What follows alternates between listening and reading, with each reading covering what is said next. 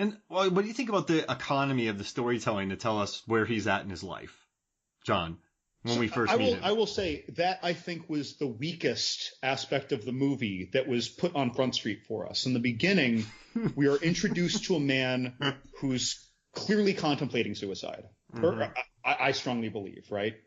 And then he gets reactivated, and he gets his shit together really fast, but whatever. He's career military.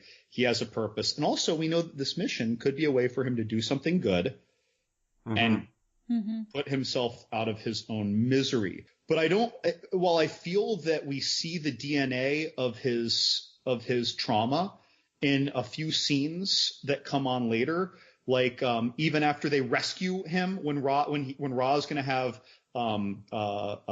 Jackson execute them with the spear rifle thing. And then all the kids do the rebellion with the guns and save him. Then after, it's like he has a moment where he kind of not snaps, but he suddenly loses his shit a bit. And he's like, get these guns away from these kids. And it's well after they're saved.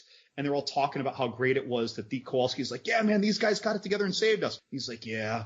And he looks over, he's like, get these guns away from these kids, you know? Mm-hmm. And when he's lighting his cigarette and that main teenager is writing about his lighter and something, when he first starts to reach for the gun, Kurt Russell really snaps at him. And, it's not, I don't think it's as basic as that's a gun that's dangerous. He seems very aware of someone who is not gun-wise being near a gun. Wasn't that how his kid died? Yeah. Accidental gun going accidentally off. Shot himself, yeah, is what they revealed. I mean, and so if a kid's never seen a gun before, he's going to look like, if no one knows what a gun is, who knows what's going to happen? Like, they're going to pull that trigger not knowing what's going on. Yeah. So he's definitely, he does not want that nice kid shooting somebody or himself, for sure. Presumably, though, they may have before seen the wrath of those spaceship fighters shooting things, even though that doesn't necessarily look like a gun. They've seen the spear rifles potentially in action. That's how the fear was learned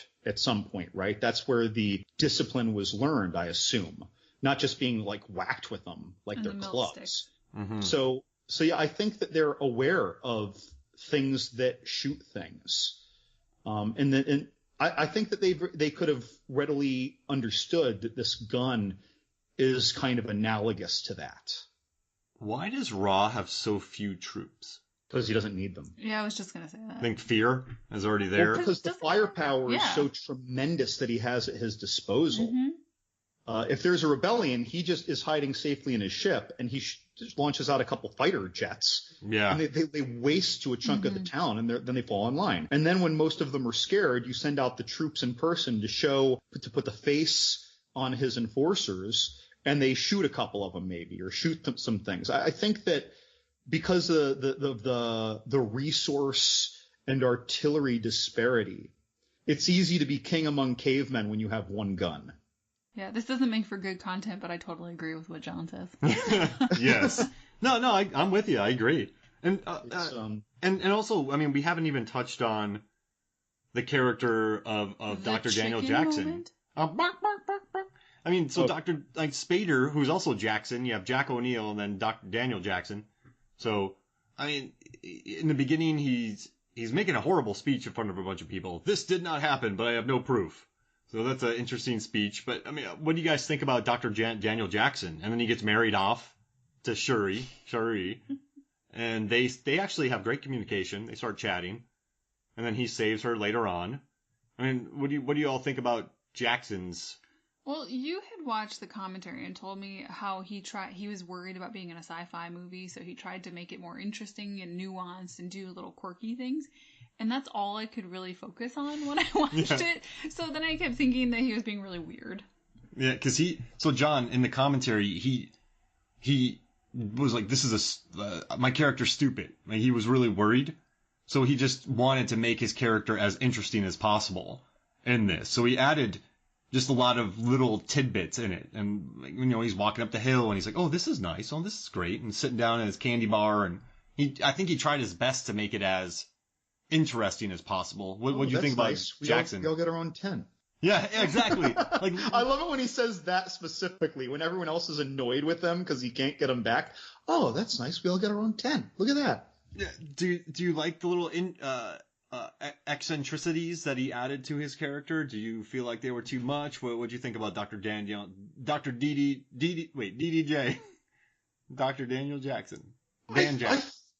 I think that it's really true to form that when you have someone that knows a lot about something, right? Egyptology, different cultures, and you're the only one around who does, it's very, very difficult to communicate these things. And it can create a more stifled speech pattern. You know, you're trying to gather your thoughts because you're used to dealing with other academics and starting at F instead of having to go through A, B, and C that he learned in undergrad, you know, and E, F, and G that he started to learn in grad school going through old scripts and old history books, or world civilizations classes or whatever. So I think he's a little stifled by it. It's one of those things where you know so much about something that you don't even know where to begin.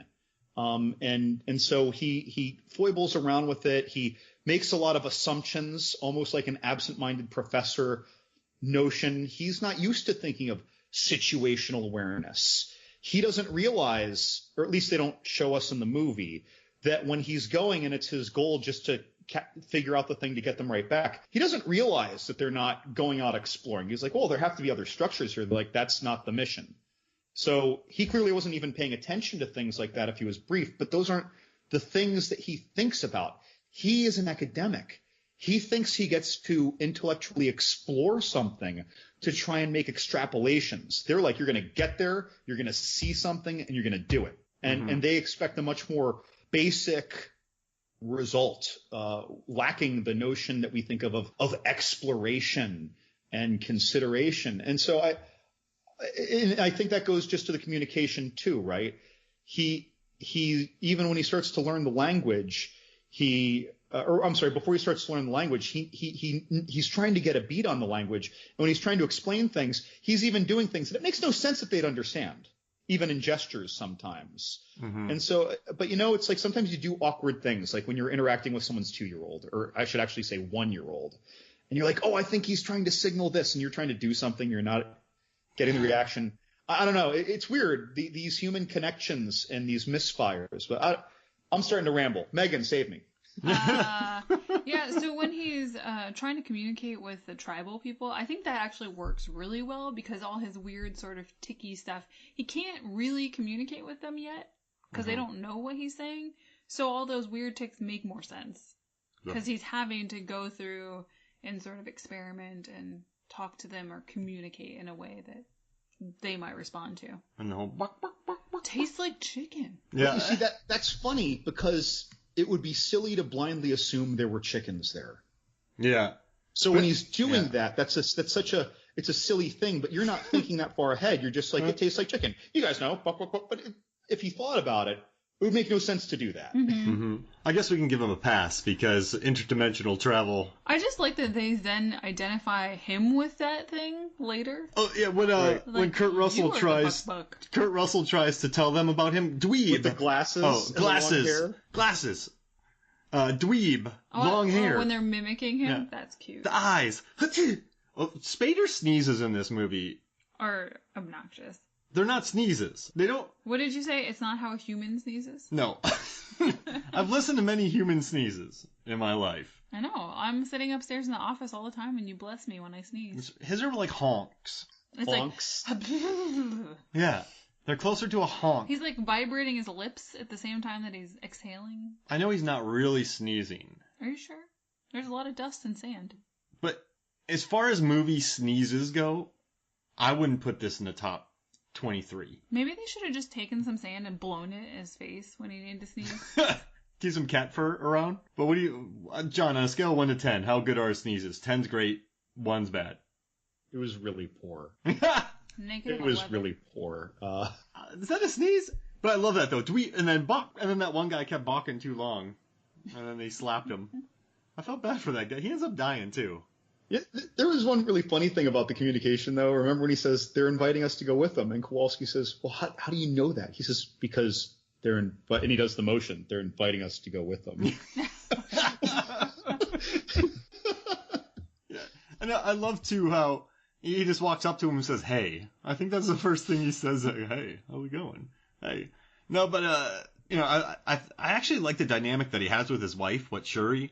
They start communicating, and then they can't write because if you can read, that can lead to learning, which can lead to revolution. Strategy. Which happened to him earlier on Earth because they buried the Stargate. They're thinking. So, I mean, I like the relationship with her. I guess they married her off quick. Bunny Way married. She was available. Yeah. For Marion. Well, they did think that he was sent by Ra. Oh, that's true. Yeah, because of the symbol. They probably keep one on reserve. Like, you are the prettiest one of this time. Yeah. Until you get too old or unpretty, you are the one. Mm-hmm. You know, it's interesting. I had to watch this twice, and then I was thinking about it after I watched it, before I thought of this. So we know he's wearing the Eye of Ra. They are in an Egyptian model because that's what Ra created, right? Or alien Ra created. Well, but they literally thought that alien Ra sent him because alien Ra is their god. So it's funny. I didn't realize that when I was watching it. Any of the times I've ever watched this, at first I'm thinking, yeah, they think that the god Ra sent them. Oh yeah, this guy is Ra. He's Pharaoh, their living god. And I never put the two together, that they thought that he was sent like he was a disciple of their alien tyrant. They must have been very confused how friendly he was. Maybe they were like, oh, he's the new overseer. Yeah. Well, again, we don't know how long their civilization is, so it might really be a tale of forefathers that tells of the destructive power of Ra's men. Oh, yes, like in Werner Herzog's latest documentary, Fireball. Yeah. And maybe Ra hasn't been there with his ship for generations. That seems like it, right? Because remember later on when they're like, Ra's called us for an assembly. They didn't say, I guess it's just by the delivery. When he's called for an assembly, everyone's going, they're like, oh man, we gotta go back and see Ra. So it didn't seem... That's true. The people know how to respond to that. But, I mean, he was somewhere else. Where was he? I mean, I like what you said. So crops, right? You harvest crops once a year. So on the farm in Iowa that my family has, they harvest. Well, it depends on the year. Let's just say corn. All right? You harvest corn in the fall. So he comes by in the fall once a year, picks up his minerals, slaps around some people, and leaves. Well, I mean, it could even be every 5 years. And they don't have calendars. Yeah. They can't write things down. Because again, we're using our notion of annual things and like seasons. And does this planet even have seasons? Mm-hmm. Does a year mean anything to them? Like he could have been gone for a month. He could have been gone for 10 years. Are there seasons in the desert? Yes. I want to know more about the monsters. Because that little horn thing they were eating looked pretty tough. Mm-hmm. Like that armadillo-looking thing? Yeah. Are there sarlacc pits? Are there sarlaccs that are creating pits? Are there crate dragons? Yes.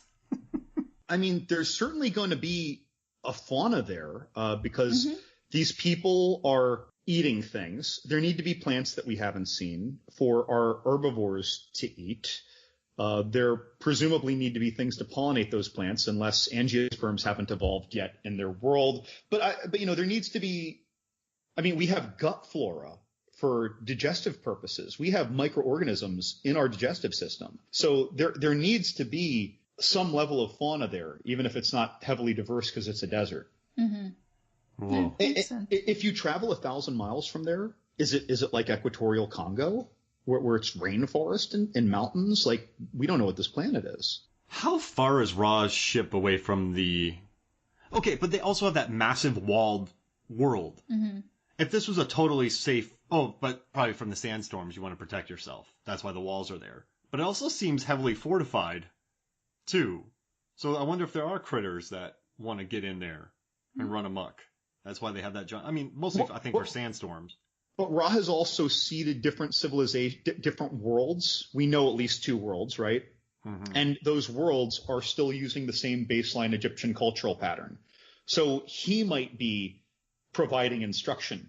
I want to see Ra out there. This is how you do it. Well, and there's the need for 7 symbols, so that's a lot of combinations. I'm not going to do some sort of calculation here. Which means he needed that many symbols to enable travel to a lot of places, because otherwise wouldn't you just had a couple symbols? Yeah. Well, and while we're at it, I mean, we've done everyone's seen movies like we hope Star Wars or